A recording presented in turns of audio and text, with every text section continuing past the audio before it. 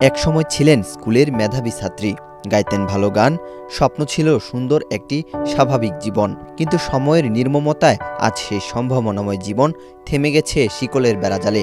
বলছি মাদারীপুরের ডাসার উপজেলার বনলতার গল্প।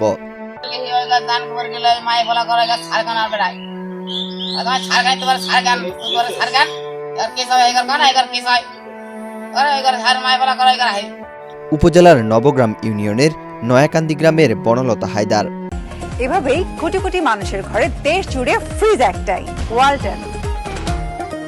বয়স এখন ঠেকেছে 40 এর কোটায়। প্রায় 1.5 যুগ ধরে পুকুর পাড়ের এই গাছের সঙ্গেই কাটছে তার জীবন। দিনের বেশিরভাগ সময় কাটছে গাছের সঙ্গে শিকলবন্দি অবস্থায়। নবম শ্রেণীতে পড়ার সময় পরিবারের সঙ্গে ভারতে বেড়াতে যান বনলতা।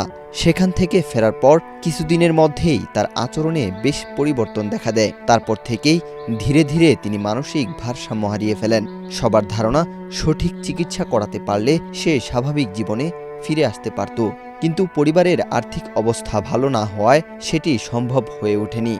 ওই যে পড়াশোনা করতো সেই সময় হঠাৎ করে তারপর মাথা জানি কেমন হয়ে গেছে, সেখান থেকে আর কিছুই করতে পারে না। আর আর্থিক সমস্যা বাবার তেমন কিছু নাই, এই জন্য আর কি দেখাইতে পারে নাই, এইভাবে শিকল দিয়ে বেঁধে রাখা হয়। ইন্ডিয়ায় গেছিল, ইন্ডিয়ার থেকে আসার 1 বছরের ভিতরে আর কি মাথায় একটু সমস্যা দেখা দিছে। তো তখন কেউ বুঝতে পারে নাই, পরে মানে এটা একটু কিছু সময় গেছে, তারপরে আস্তে আস্তে ওই সমস্যাটা একটু দেখা দিচ্ছে বেশি করে। ছোটবেলা থেকে অন্য সব শিশুদের মতোই স্বাভাবিক জীবন ছিল বনলতার।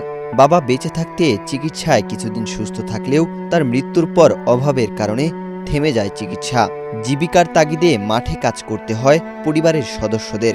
বনলতা হঠাৎ আক্রমণাত্মক হয়ে ওঠেন বলেই বাধ্য হয়ে তাকে বেঁধে রাখতে হয় বলে জানান পরিবারের সদস্যরা। উন্নত মানের চিকিৎসা করার দরকার, তো আমাদের তেমন আর্থিক অবস্থা ভালো না।